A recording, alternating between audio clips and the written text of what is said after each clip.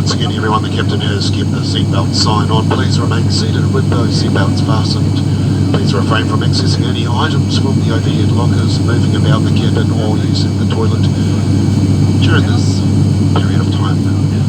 We also strongly recommend that you keep your seatbelt fastened at all times, just in case we do encounter any unexpected turbulence.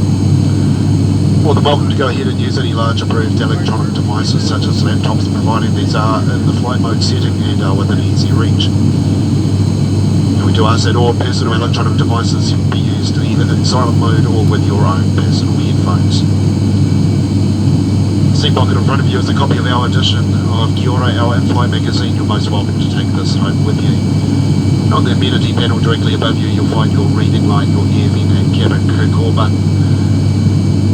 Very shortly, Rebecca and I will be making our way through the cabin to serve you mineral water, followed by your choice of tea or coffee, accompanied by coffee time coffee. It's certainly our pleasure to have your company on board. Today, if there's anything we can do to assist you with during the flight, please do not hesitate to ask. But for now, settle back, relax and enjoy this flight with us.